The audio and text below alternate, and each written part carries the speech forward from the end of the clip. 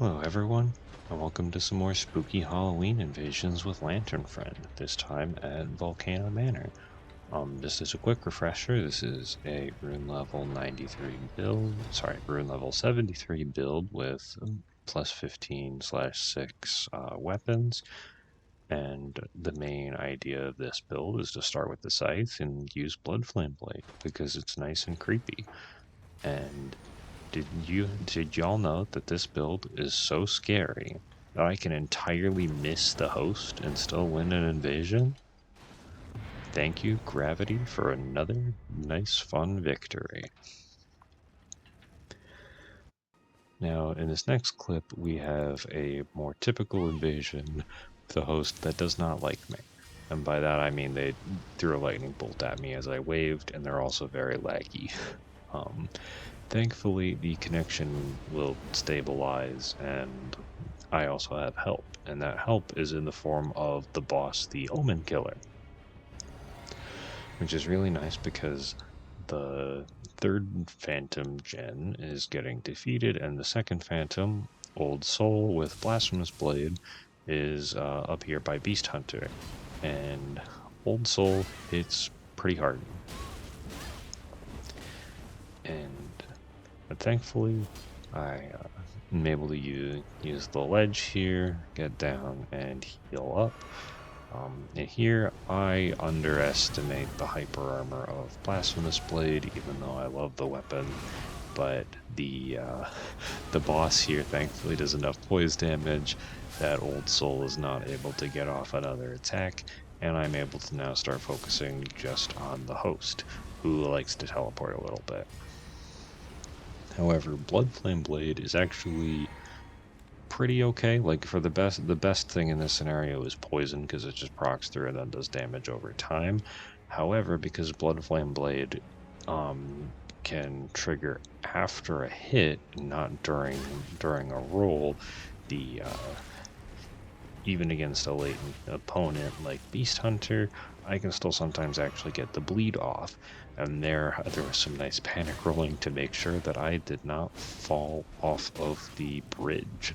Because my goodness, sometimes when you're locked on and you roll, you just go, you see there was the blood loss trigger, and then I think I got another hit, and although the Stormcaller is missing, I have enough that I can do that I can follow up with a couple hits, and they pop like a balloon.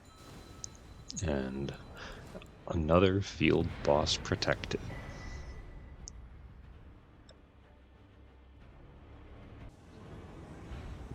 Yeah, this one. This one is fun.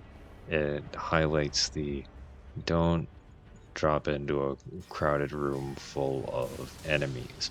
And although I don't really have any means of pulling the host and their phantoms down, I have a bunch of Landell Knights, dogs, and stone miners here.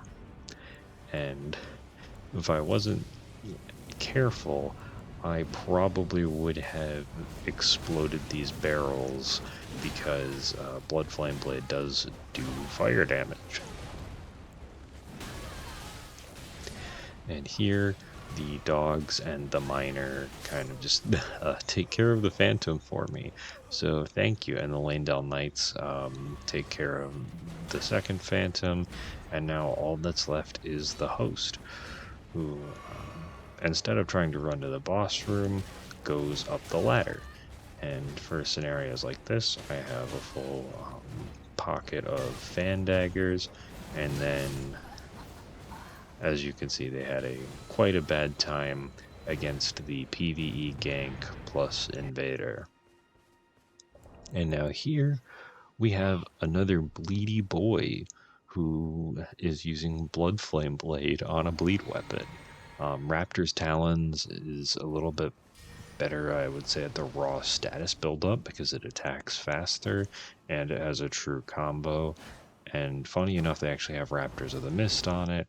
However, I have quite a bit of hyper armor, and with Stormcaller, the wind is actually really nice to have because of the lingering hitbox. As you can see, I got bled out there.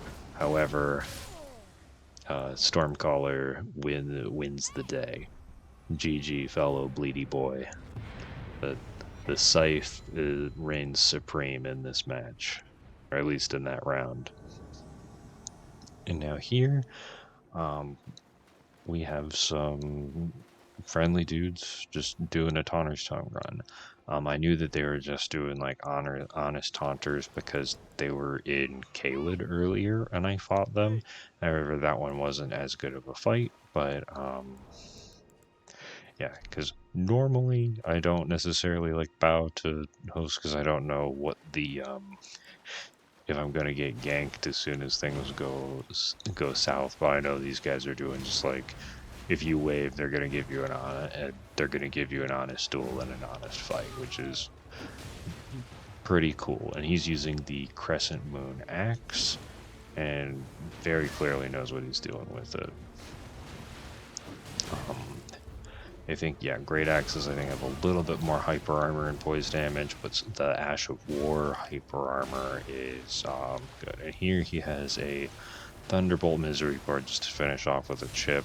I don't think it's necessarily because of that, but these guys are cool because they're good sports of like, they know that like I knew that I was kind of down and out, so I took the L and we're having the rematch, and love it when um I love it when hosts get in are good sports of like, all right, I'm not being aggressive. We'll slow down, stop, heal up, and go. And even though like yeah, there's the Thunderbolt stuff from like Liurnia, like I'm not super salty about like I was one tap away from going down. It's not like he was spamming that to try and like kill me the whole time.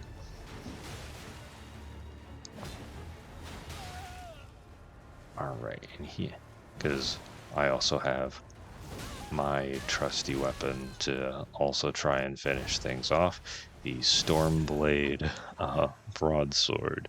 And here we have a nice tie, and we are congratulated on murdering each other by the host. And here, that was after a little bit of a spawn shuffle. Um, I was exploded with magic by these guys before, and apparently waving is very, very threatening. Unfortunately, this guy doesn't realize that ladders are very dangerous when you're at the when you have an invader at the bottom, because I can do that and then just walk up and then Stormcaller and start getting some blood build up. This guy does really good damage with his straight sword, though.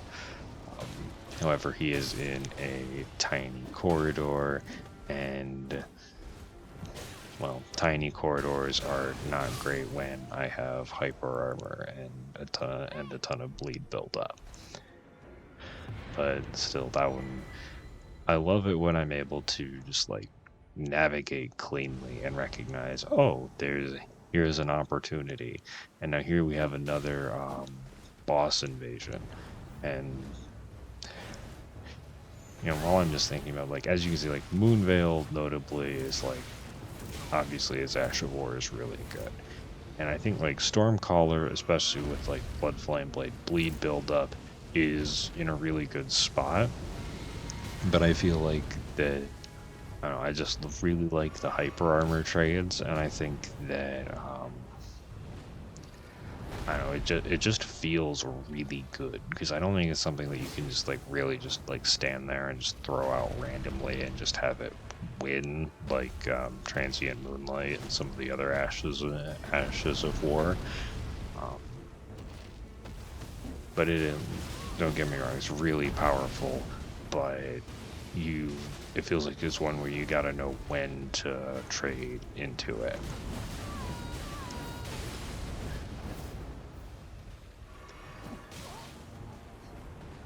And I still do plenty of other moves, but yeah, like just this these invasions just feel, with Lantern Friend, just feel really, really good.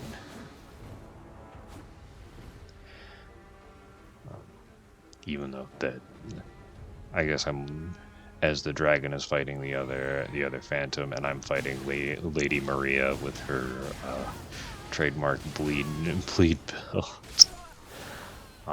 Again, there's Blood Flame Blade triggering after the roll out of the attack, and winning me the fight. But yeah, I think where I was going with it is just like this, just like it feels good to know when to someone is like trading, is like overcommitting on the offense, and that I can just do that. Because when they're it just feels really good to just like have that prediction and punish. It's kind of like a fighting game counter. And now here we're in Shaded Castle. The only thing I cut out at the beginning was just some running around to find the host, and knowing that the depraved perfumers have really big damage output, I jump in just because I want to get in on it. I guess that's a bleed stock. There's a lot of status ailments.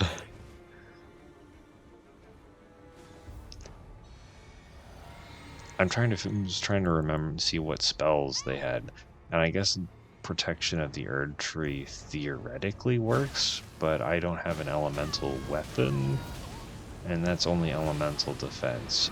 And there's the Rot Breath,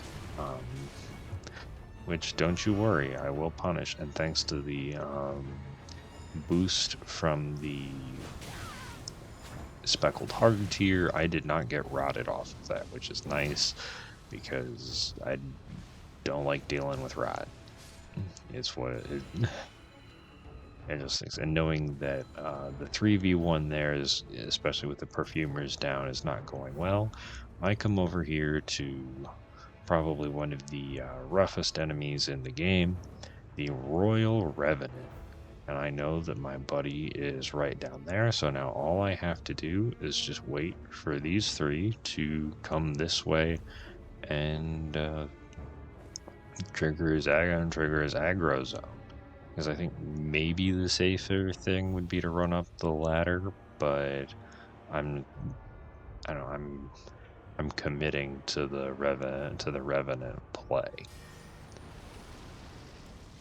And a lot of the time I was just standing on the side of the ledge. That way I could like very easily commit to going, falling down, or just staying on the ledge there.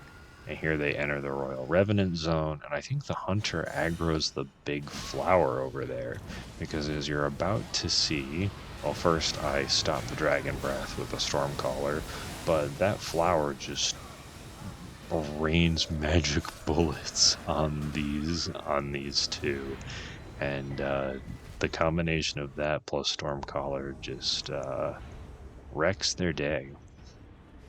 And here we have the last clip for today, where I get to be the boss of the Academy of Raya Lucaria. Here I'm just being friendly because I have no idea what the PvE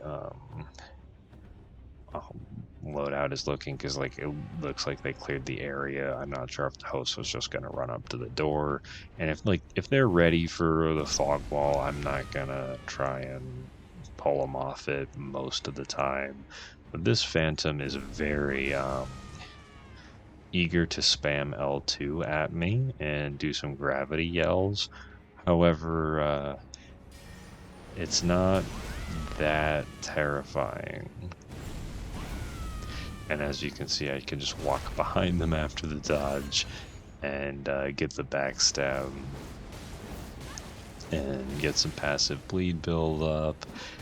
And they are about to go down, but their friend comes and tries to save the day. I can't say that they do save the day, because as you'll see in just a moment, they jump into a Stormcaller and get bled out, and give me some nice flask refills, and I just reapply Blood Flame Blade, so that way I am ready to go. And yeah, poor Phantom, they could have avoided all this if they just didn't decide to run up and shout at me. Because now the host is in the secret path going to go collect Comet, and they go to the door, assuming that the host is about to start the boss fight. So they are now trapped with me. And I'm just here having a great time, and I have a much faster weapon, and the bleed buildup is really nice. And as you can see, just nice and bloody. I can't say it was super clean because I took a ton of damage. And here I just noticed chest is open. They're not immediately there. I might as well just go down to the door and wait. And poor host is all alone now, and because his friends decided to fight, I'm fighting too. But they're a good sport, so we're gonna have a nice little not a duel, but we're gonna have a nice little fight. Uh, you gotta love the double running this. And as this video comes to a close, I just want to say I hope y'all are enjoying the Lantern Friend invasions, because I'm having a good time just doing them. This build is surprisingly fun, especially as I've been filling out some more of the weapons. So hope y'all are having an absolutely wonderful day, and I will catch you in the next video. See ya.